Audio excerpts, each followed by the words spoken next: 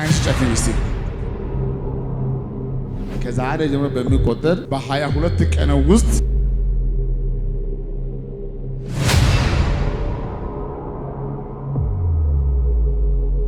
የሚያምሽ ነገር አለ። ያመኛል። እንደዚህ ይዞ ነው የሚያመኝ። ስቀር አረርታ እንደምታነሳኝ መንፈስ ቅዱስ ገልጾልኝ ነው የመጣው። ያ አስቸጋሪው ቃሚ የሆነው ወንድምሽ ዳና አይነ ጨፍን እስቲ። በጌታ መንፈስ ወደ ቤት ወይ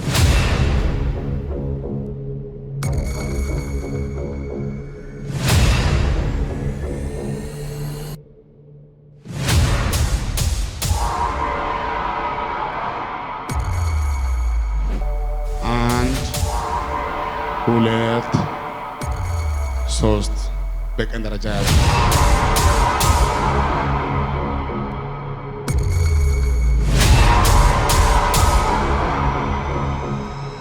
ዛሬ አንተ እዚህ ብለው ጸልዬ ነው የመጣው። እኔ ጸልዬ ነው የመጣሁትና በዚህ 15 ቀን ውስጥ የዚህ ራእይ ስንት ቀን ውስጥ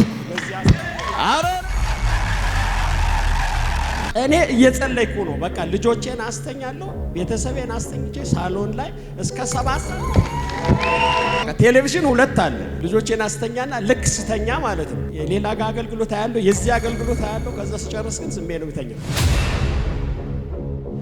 አንድ ካንሰር አይኖርም። አሜን። ከሁለት ቀን በኋላ አሜን። ነርቭ አይኖርም። አሜን። እግሩ አያማትም። አሜን። አይኑ አያማትም። አሜን። ዲስክ አያማትም። አሜን። አንተ ከዚህ ስትሄድ ደግሞ ተቀየረ። አሜን። ጤናው ይመለሳል። አሜን። ስሟ ጽዮን ናት። ጽዮን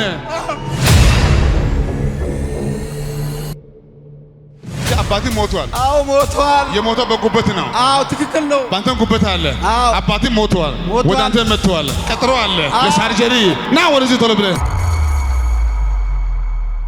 የሷ ግን ትልቁ ስላት ምንድነው? የራሷ መሞት ሳይሆን በጣም የምትወደው ልጅ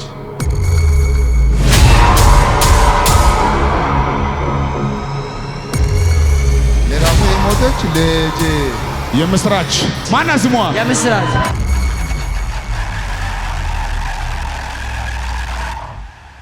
ብዙ ጊዜ አይተ አሁን ዘሮ ሆነ ከሌለ 43 ብር ነው አካውንቴ ነው። አንተ አለማየሁ ነህ። የራሴ ማኪና ይኖራል። ክርስቶስ ሞቷል። እነዚህ ሰዎች የገደለው መንፈስ የዛ ሰው አያቱ ገብረ መድኅን ነው። ከአባት ጠንቋይ ነው። በእናንተ ቤት ውስጥ ሰው ይሞታል እንጂ ቀብር ቦታ ሄዳችሁ አታውቁም። ሞቴ እንጂ ደብቆ ነው የሚቀብረው። ከዚህ ቀን በኋላ ይሄ መንፈስ አይሰራም። አሜን። ቄስ በለሃ ያሟል። ካንሰር፣ የደም ካንሰር